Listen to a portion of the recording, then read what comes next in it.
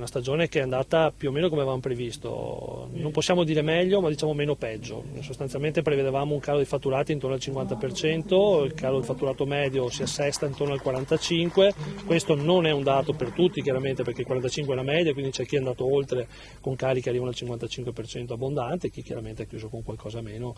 con cali intorno al 40%. È chiaro che questo ci mette in grande difficoltà, soprattutto per poter affrontare e pensare alla riapertura per la stagione 2021, perché riuscire ad avere sufficiente fieno in cascina per poter affrontare l'inverno e arrivare alla stagione prossima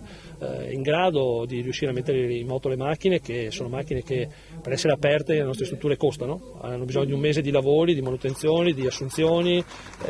prima di poter rivedere degli incassi, degli introiti, quindi speriamo che le aziende siano in grado di affrontare questo periodo e di arrivare preparate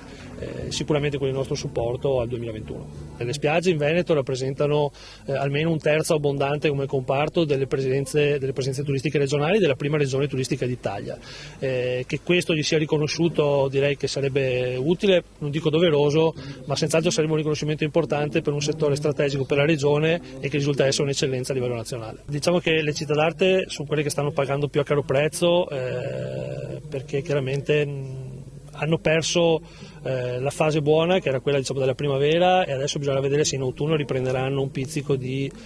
movimento, di flussi turistici. È chiaro che per le città d'arte venete in particolare sono fondamentali i flussi che arrivano in particolare dal Nord America, cosa che in questo momento è assolutamente difficile vista la difficoltà degli spostamenti su ALA che continuano ad esserci e parlano addirittura di una ripresa ai livelli del 2019 nel 2023 dello spostamento su ALA, quindi questo peserà notevolmente su queste dinamiche. La montagna mi dicono che in alcune zone sia andata discretamente bene, ma insomma sempre con segno meno ovviamente, e il lago gravemente penalizzato come tutti, poi essendo in Veneto il primo mercato è di lingua tedesca, quindi Germania, Austria, Svizzera,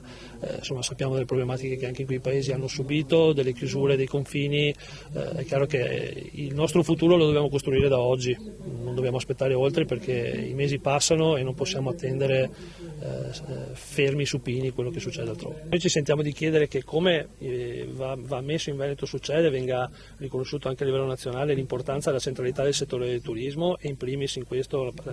la fanno da padroni se mi permettete insomma il settore alberghiero. Troppo spesso in Italia si parla dell'oro nero, del petrolio d'Italia quando si parla di turismo, ma sommessamente ricordo che in quei paesi dove hanno il petrolio investono in quel settore, in Italia non investiamo neanche minimamente una quota parte di quello che il turismo genera. Ricordiamo che è il 13% del PIL nazionale solo se guardiamo strettamente al turismo, se lo allarghiamo l'indotto probabilmente andiamo ben oltre il 25%. Non abbiamo quello che meritiamo per quello che rappresentiamo. In materia degli affitti, tranne dei crediti d'imposta, delle possibili detrazioni, abbiamo poco. Purtroppo è una trattativa affidata al B2B, quindi è una partita privata, c'è bisogno di dare una botta a questo tipo di trattative di negoziazioni perché rischia di mettere ulteriormente in difficoltà le aziende che non trovano un accordo e a fronte di cali del fatturato del 50%, e il 50% lo tocchiamo qui sulla costa, ma se guardiamo le città d'arte arriviamo anche al 70%, 80%, pensare di sopportare i canoni pieni di strutture alberghiere che pesano